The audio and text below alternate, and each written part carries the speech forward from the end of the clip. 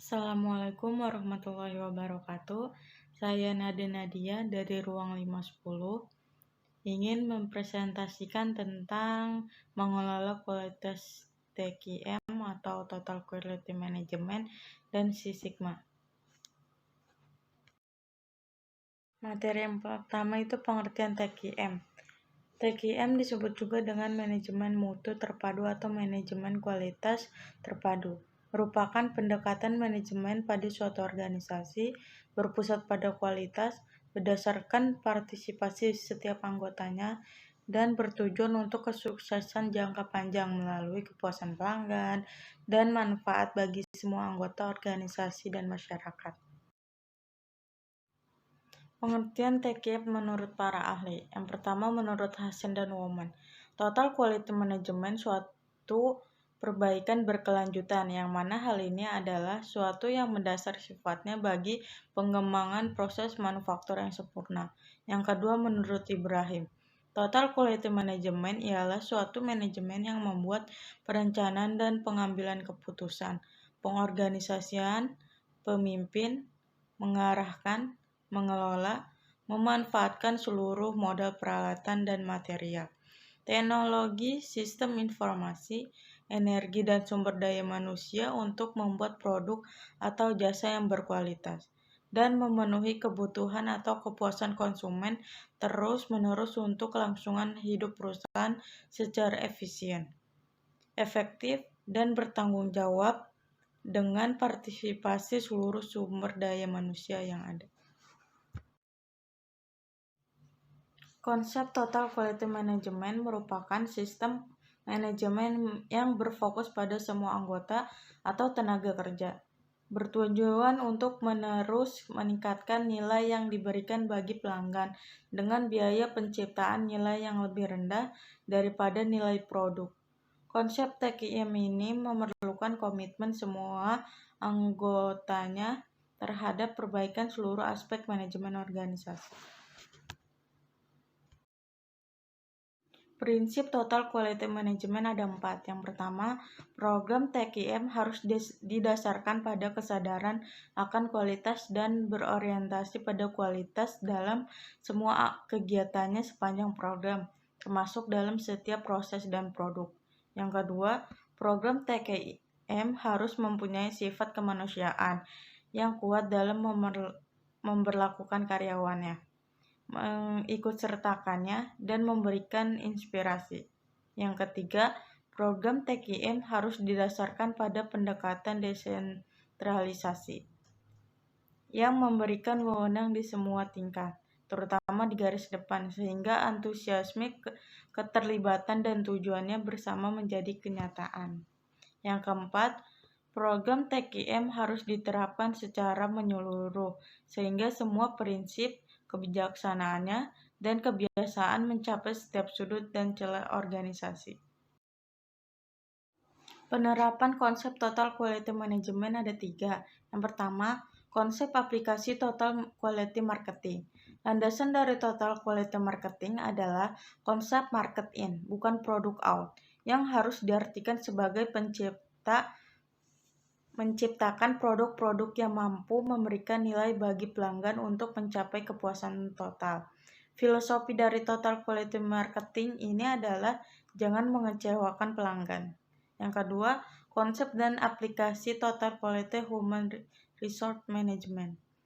Integrasi Total Quality Management atau TQM dengan manajemen sumber daya manusia atau Human Resource Management disebut sebagai Total Quality Management, Total Quality Human Resource Management atau TQHRM.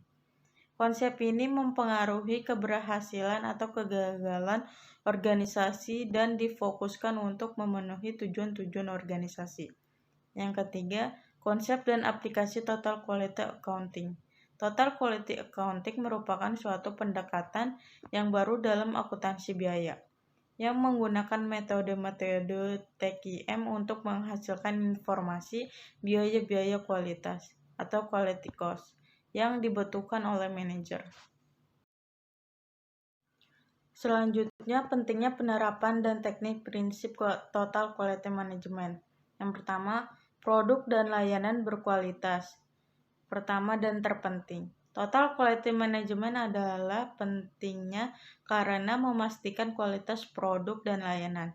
Kualitas suatu produk dapat diukur dengan kinerja dan daya tahan keandalannya. Dengan demikian, kualitas membedakan suatu organisasi dari peran pesaingnya. Yang kedua, kepuasan pelanggan. Ketika pelanggan puas, itu menghasilkan loyalitas pelanggan. Akibatnya, pelanggan yang puas dan loyal memperkenalkan pelanggan baru ke organisasinya. Yang ketiga, keuntungannya meningkat. Unsur-unsur utama Total Quality Management yang ada 10. Yang pertama, fokus pada pelanggan. Yang kedua, obsesi terhadap kualitas. Yang ketiga, pendekatan ilmiah. Yang keempat, komitmen jangka panjang. Yang kelima, kerjasama tim. Yang keenam, perbaikan sistem secara berkesinambungan. Yang ketujuh, pendidikan dan pelatihan. Dan yang ke-8, kebebasan yang terkendali. Ke-9, kesatuan tujuan. Dan yang ke-10, adanya keterlibatan dan pemberdayaan karyawan. Manfaat Total Quality Management. Yang pertama, manfaat bagi pelanggan. Manfaatnya yaitu tidak memiliki masalah dengan produk atau pelayanannya, kepedulian terhadap pelanggan lebih baik atau pelanggan lebih diperhatikan, kepuasan pelanggannya terjamin. Manfaat TQM bagi institusi.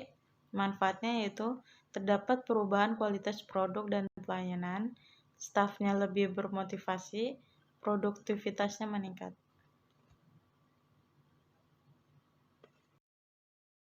Manfaat TQM yang ketiga yaitu bagi staf organisasi. Manfaatnya yaitu lebih terlatih dan berkemampuan, lebih dihargai dan diakui, membuat institusi sebagai pemimpin atau leader, dan bukan hanya sekedar pengikut atau followers. Membantu terciptanya teamwork, kerjasama tim yang baik, hubungan antara staf departemen yang berbeda lebih mudah dan lebih baik juga. Manfaat TQM itu sendiri, yang pertama, TQM membuat perusahaan berfokus pada keinginan pasar. Yang kedua, TQM menginspirasi pekerja untuk memberikan mutu terbaik dalam setiap aktivitas. Yang ketiga, TQM menyalurkan prosedur yang penting untuk memperoleh proses yang unggul. Yang keempat, TQM membantu untuk secara kontinu menguji semua proses untuk membuang hal yang tidak diperlukan dan hal yang tidak produktif. Yang kelima, TQM mendukung perusahaan untuk benar-benar mengerti persaingan yang ada untuk membangun strategi perang yang efektif. Yang keenam, TQM membantu untuk membangun prosedur yang baik untuk komunikasi dan menghargai kerja yang baik. Kelebihan dan kekurangan TQM. Kelebihannya, penerapan Total Quality Management ini merupakan suatu konsep yang menjawab kebutuhan masyarakat saat ini, sehingga keinginan dan kebutuhan masyarakat dapat terpenuhi. Yang kekurangannya, banyak perusahaan yang membuat kualitas tidak jelas, dengan menetapkan tujuan tanpa memiliki cara untuk mengawasi kemajuan pencapaian tujuan tersebut. Materi selanjutnya yaitu tentang Six Sigma. Six Sigma adalah alat manajemen untuk mengganti Total Quality Management yang sangat berfokus pada pengendalian kualitas dengan mendalami sistem produksi perusahaan secara keseluruhan untuk menghilangkan cacat produksi. Six Sigma mendapatkan namanya dari kata Six yang berarti 6 dan Sigma yang berarti standar deviasi itu salah satu ukuran sabaran data dalam ilmu statistik. Selanjutnya yaitu prinsip Six Sigma. Yang pertama, fokus pada konsumen. Yang kedua, mengidentifikasi masalah. Yang ketiga, eliminasi proses yang tidak perlu. Yang keempat, partisipasi semua pihak. Yang kelima, ekosistem yang fleksibel dan responsif. Selanjutnya itu metode Six Sigma. Metode Six Sigma dibagi menjadi dua, yaitu metode DMAIS dan DMADV. DMAIS yaitu defini, measure, analysis, infer, dan control. DMIS merupakan metode yang bersifat data-driven. Tujuannya adalah untuk mengembangkan produk atau jasa yang sudah ada untuk meningkatkan kepuasan konsumen. Biasanya digunakan untuk manufaktur produk atau pengiriman sebuah jasa. Yang DMIDV itu ada Define, Measure, Design, Validate. Merupakan metode yang bisa digunakan untuk membuat desain atau mendesain ulang proses manufaktur yang baru. Selanjutnya, tujuan dan pihak pelaksanaan Six Sigma. Tujuannya yaitu menghilangkan cacat produksi, menghemat waktu pembuatan produksi, dan menurunkan biaya. Pihak pelaksanaan Six Sigma ada Executive Leader, Champion, Master Black Belt, dan Green Belt. Selanjutnya ada teknik Six Sigma. Teknik Six Sigma ada 8 teknik. Yang pertama, brainstorming. Merupakan langkah awal sebuah menggunakan tool dalam Six Sigma. Yang kedua, root cause analysis atau analisis akar masalah menggunakan 5W untuk menganalisis dan menemukan akar permasalahannya. Yang ketiga, suara konsumen.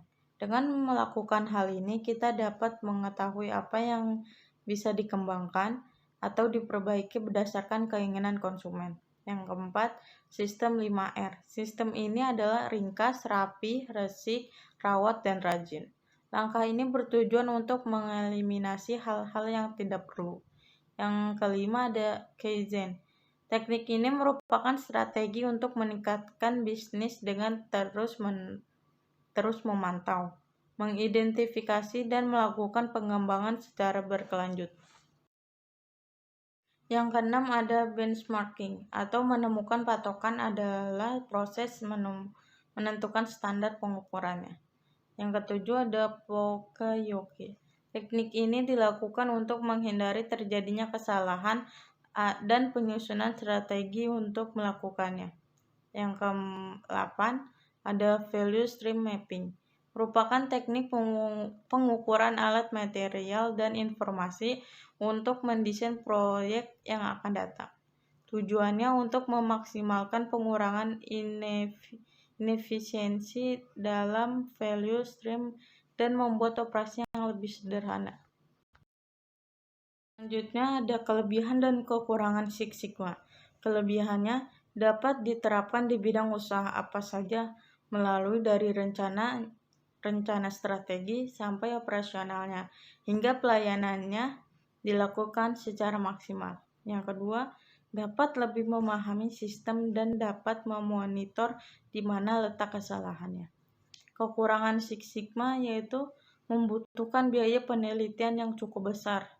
Perlunya orang-orang yang terlatih dan memiliki pengetahuan tinggi karena tuntunan untuk terus mengurangi produk yang cacat. Itu saja materi yang sudah saya sampaikan mengenai TQM, Total Quality Management, dan Six Sigma. Kurang lebihnya mohon maaf. Wassalamualaikum warahmatullahi wabarakatuh.